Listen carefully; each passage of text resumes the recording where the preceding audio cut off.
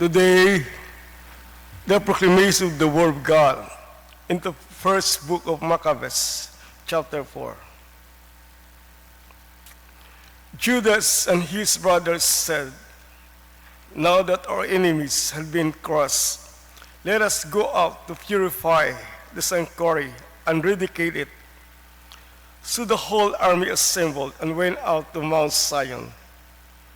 Early in the morning on the fifth day of the ninth month, that is the month of Sesli, in the year 148, they arose and offered sacrifice according to the law.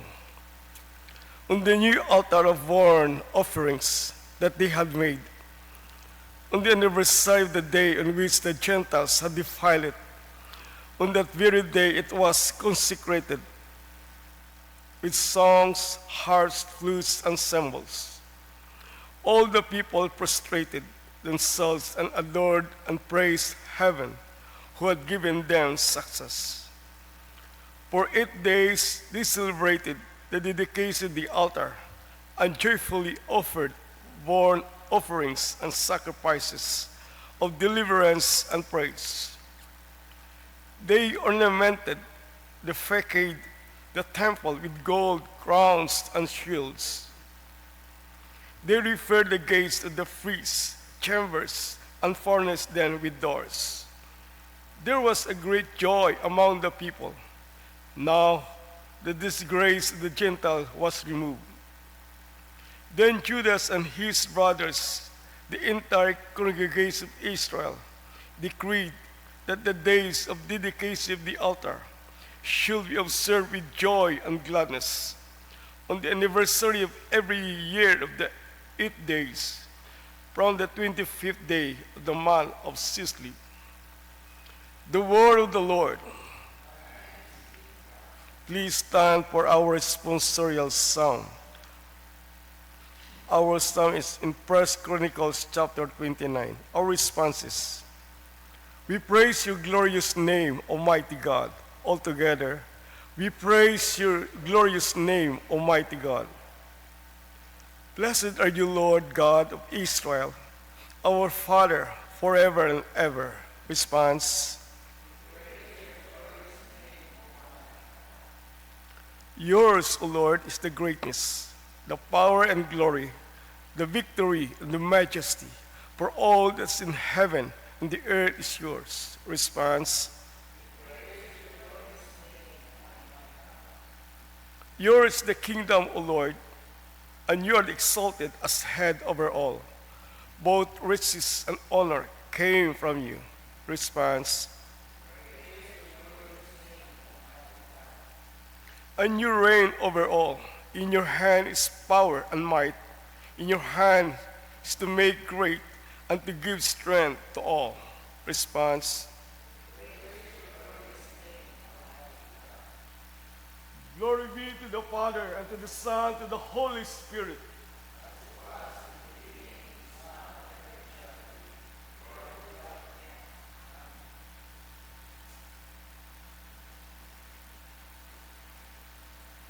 The Lord be with you. The Holy Gospel of our Lord Jesus Christ according to St. Luke, chapter 19.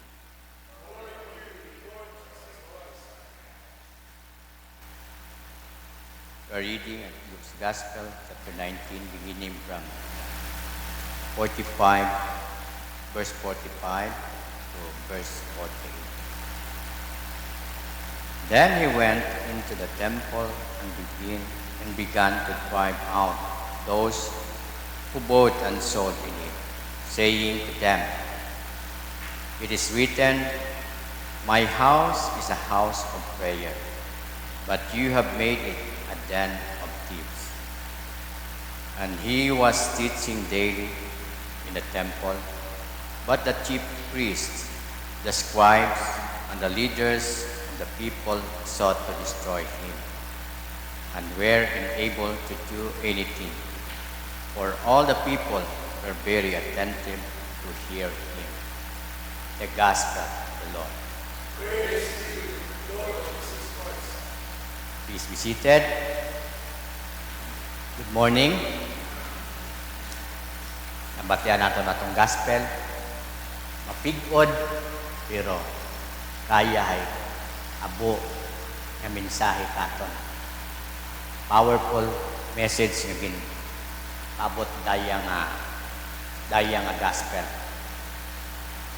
Pero ginapabot kung ay Jesus ang ginhimo sa temple, Jerusalem, ag-cleanse, pag-restore anang a church or a temple.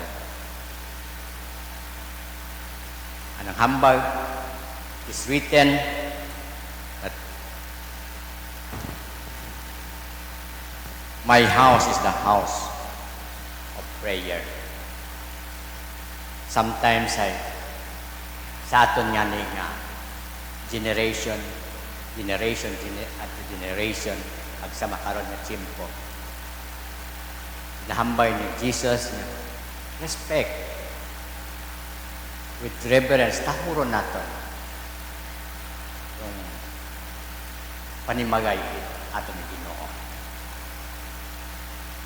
Ikarangan niya nang pang samad yung mga dayang mga nagabaligya, dayang mga money changer, dahil datong anong purpose is tama ata, but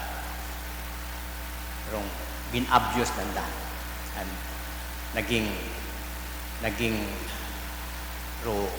simbahan, naging commercial yuta, naging negosyo yuta, and kapaakig ni Jesus anong pangsamad ito.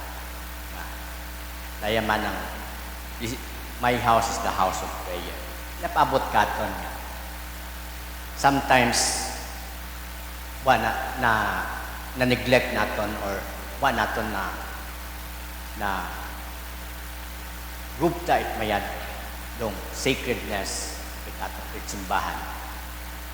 Kabigid raya nga simbahan ay simbahan ng Diyos. Ginapabot katon dong awareness, wake up call. So atong pagtatar, aton nga paggamit ng simbahan, raya, nga place, ay sacred, holy. Sometimes ay sa aton nga mga action, sa aton nga mga naubra natong ordinaryo lamang rayang place. Declare ni Jesus, this is my house is the house of prayer, a house of worship. Respect. Respetuhon natin. One time nga ni sa mayakon nga nakita nga pelikula, and yung mga senaryo ay sa sugod at simbahan. Abo nga mga nag-take sanda sa sugod at simbahan. Very imong tanawon ay parang ordinary place yan. Ba't ikara ginapaabot katon? Kung aton nga pagtatar, kung iya kita sa simbahan. Kung primary purpose of God, yung pinaka-special nga purpose of God, hamating pintugan na narin simbahan. Is the house of prayer, a house of worship. Ang padungtong ka. Bukod ordinaryo. Respetuhon natin. Bukod malinong ng simbahan. Manami ito mag-istorya. Namat istorya ay chismis yuta. Doon nila paabot ka. Kunamat pinobreyang natong ordinaryo masugod. Respect. Doon nila paabot kita. Aton nga, tataron nga, may katahuran, sacred. Yan, kada saya katon, This is a wake-up call. Raya, intuga it Diyos. Pagamit katon. Administrar katon. Raya. Simbahan ito mo.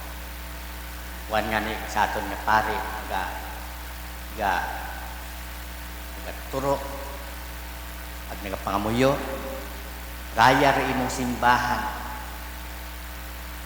Imo ra na simbahan, Diyos. Buligi kami sa pagmanihar, pag-administrar ng rayang simbahan. Imo na lang. Doon dong sambilog lang nabatian, naging pangamuyo at ato ng sambilog na tao. Pagtama, anat at Diyos lang. Tataro natin na may respeto, reverence, atong tahuron, una rong sacredness at dayang lugar, holiness at dayang lugar is a house of worship, a house of prayer. Amen?